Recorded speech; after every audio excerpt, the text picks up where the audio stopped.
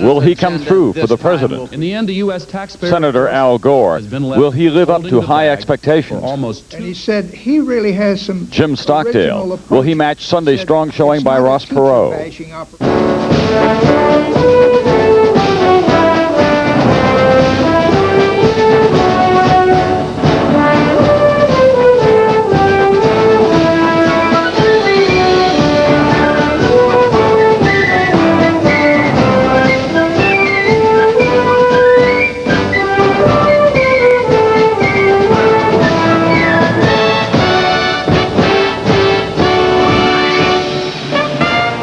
From Atlanta, NBC News, Decision 92, the vice presidential debate.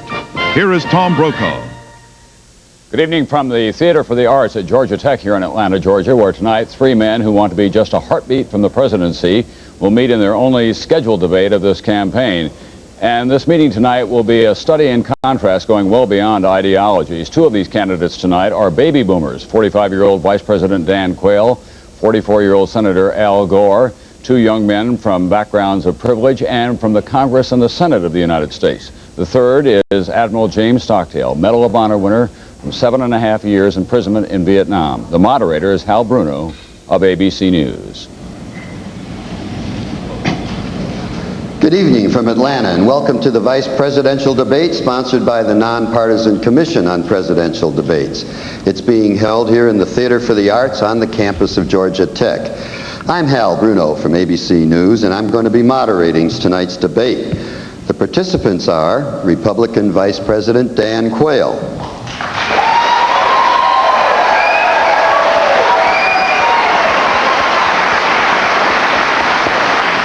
Democratic Senator Al Gore,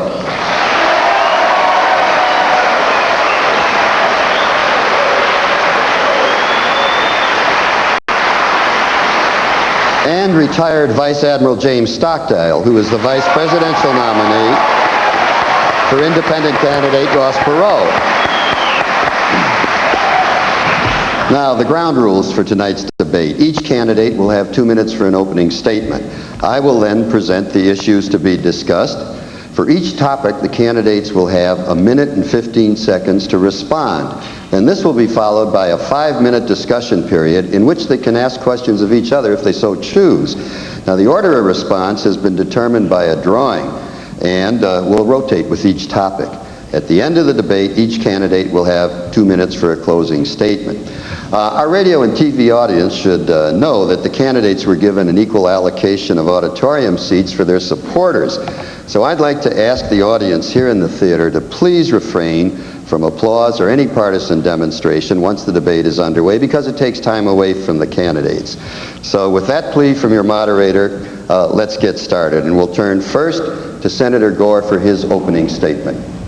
Good evening. It's great to be here in Atlanta for this debate, where America will be showcased to the world when the 1996 Olympics are put on right here.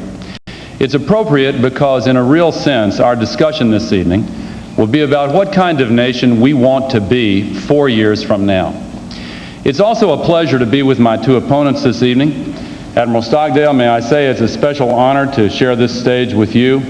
Those of us who served in Vietnam looked at you as a national hero even before you were awarded the Congressional Medal of Honor. And Mr. Vice President, Dan, if I may, it was 16 years ago that you and I went to the Congress on the very first day together. I'll make you a deal this evening. If you don't try to compare George Bush to Harry Truman, I won't compare you to Jack Kennedy. Harry Truman, remember the last time someone compared themselves to Jack Kennedy? Do you remember what they said? Harry Truman, it's worth remembering, assumed the presidency when Franklin Roosevelt died here in Georgia. Only one of many occasions when fate thrust a vice president into the Oval Office in a time of crisis. It's something to think about during the debate this evening. But our real discussion is going to be about change. Bill Clinton and I stand for change because we don't believe our nation can stand 4 more years of what we've had under George Bush and Dan Quayle. When the recession came, they were like a deer caught in the headlights, paralyzed into inaction. blinded to the suffering and pain of bankruptcies and people who are unemployed. We have an environmental crisis, a health insurance crisis, substandard education. It is time for a change. Bill Clinton and I want to get our country moving forward again, put our people back to work, and create a bright future for the United States of America. Thank you. Okay. The next statement will be from Vice President Quayle. Well, thank you, Senator Gore, for reminding me about my performance in the 1988 vice presidential debate. This is 1992. Bill Clinton is running against President George Bush. There are two things that I'm going to stress during this debate. One, Bill Clinton's economic plan and his agenda will make matters much, much worse. He will raise your taxes, he will increase spending, he will make government bigger, jobs will be lost. Second, Bill Clinton does not have the strength nor the character to be President of the United States. Let us look at the agendas. President Bush wants to hold the line on taxes. Bill Clinton wants to raise taxes. President Bush is for a balanced budget amendment. Bill Clinton is opposed to it. We want to reform the legal system because it's too costly. Bill Clinton wants the status quo. We want to reform the health care system. Bill Clinton wants to ration health care. Bill Clinton wants to empower government. We want to empower people. In St. Louis, Missouri, in June of this year, Bill Clinton said this: "America is the mockery of the world." He is wrong. At some time during these next 4 years, there is going to be a crisis. There will be an international crisis. I can't tell you where it's going to be. I can't even tell you the circumstances, but it will happen. We need a president who has the experience, who has been tested, who has the integrity and qualifications to handle the crisis. The president has been tested. The president has the integrity and the character. The choice is yours. You need to have a president you can trust. Can you really trust Bill Clinton? Admiral Stockdale, your opening statement, please, sir. Who am I? Why am I here?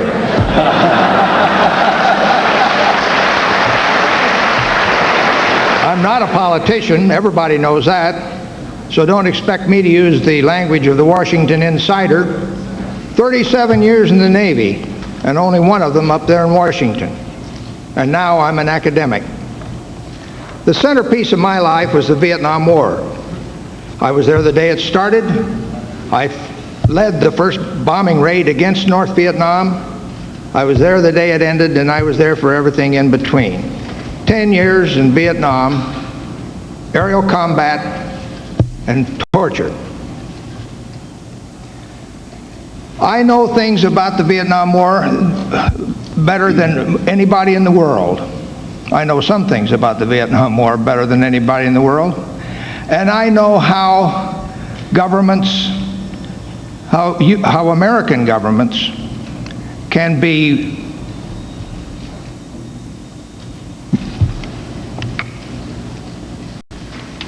courageous and how they can be callow. And that's important. That's one thing I'm an insider on. I was the leader of the underground of the American pilots who were shot down and imprisoned in North Vietnam. You should know that the American character displayed in those dungeons by those fine men was the thing of beauty. I look back on those years as the beginning of wisdom, learning everything a man can learn about the vulnerabilities and the strengths that are ours as Americans. Why am I here tonight? I am here because I have in my brain and in my heart what it takes to lead America through tough times. Thank you, Admiral.